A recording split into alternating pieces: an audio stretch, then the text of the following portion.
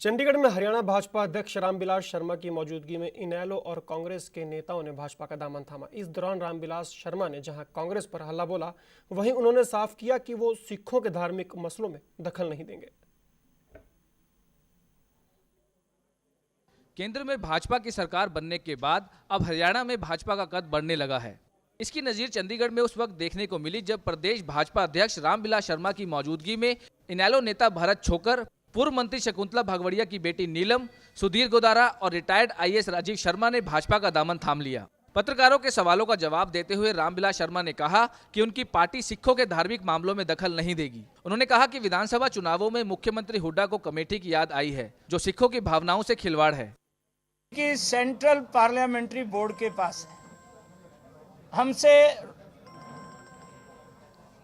कुरुक्षेत्र में प्रदेश कार्य समिति की बैठक हुई थी, उसके बाद केंद्र के साथ बैठक हुई और अब केंद्र ने इसका निर्णय करना है।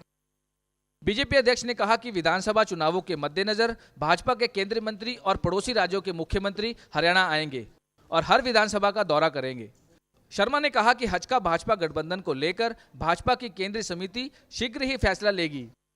नहीं तोड़ना पड़ रहा है ये ऐसा मैं तो नहीं कहता, परंतु बीजेपी क्योंकि राष्ट्रीय पार्टी है, हम कोई रीजनल पार्टी नहीं है।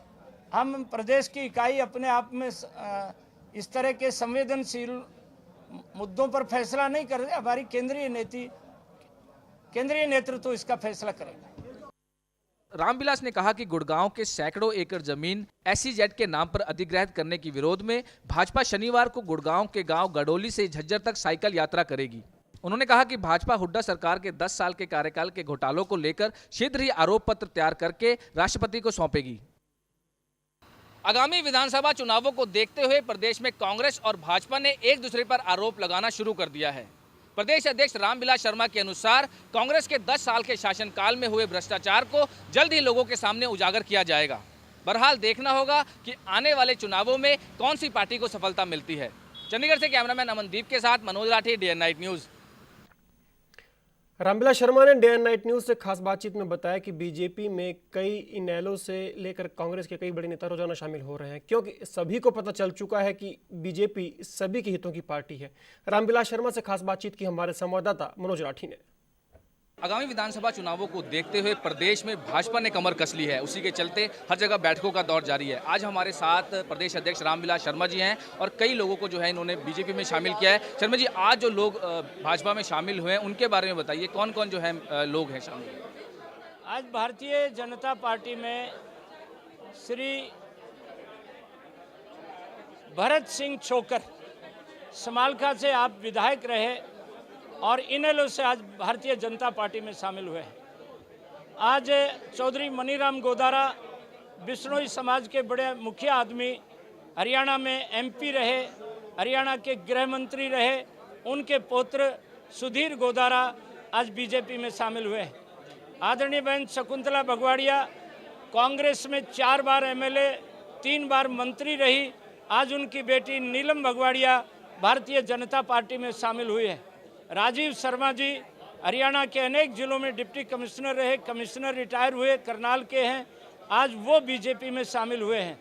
आज बलबीर सिंह जी सैनी जो इनेलो के कुरुक्षेत्र से लोकसभा उम्मीदवार थे, उनके बड़े भाई रणधीर सिंह सैनी आज बीजेपी में शामिल हुए।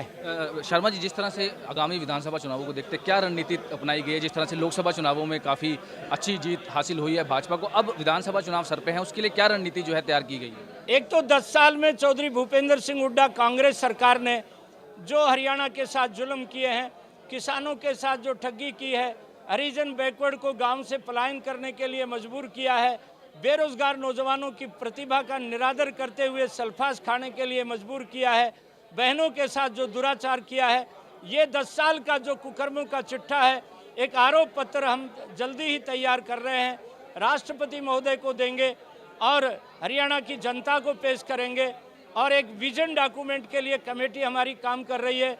एक स्क्रीनिंग एडवाइजरी बोर्ड बीजेपी में बहुत बड़ी संख्या में लोग शामिल होना चाहते हैं, उनके लिए एक हमारे 4 पूर्व प्रदेश अध्यक्षों की उसमें एक कमेटी काम कर रही है, जिसके तहत आज हमने बीजेपी में शामिल किया है। जिस तरह से अच्छे दिन आने वाले की बात की गई थी, लेकिन महंगाई थमने का नाम नहीं ले रही है, लोगों में काफ़ी नाराज़गी देखी जा रही है, उस पर क्या कहेंगे आप?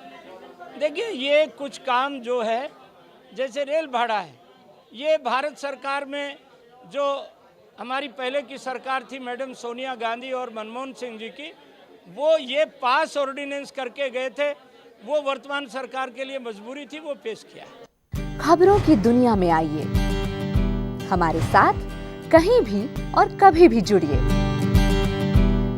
हम मिलेंगे फेसबुक पर, हम दिखेंगे यूट्यूब पर, हमें फॉलो कीजिए ट्विटर पर। खबरों के साथ बने रहिए रात दिन।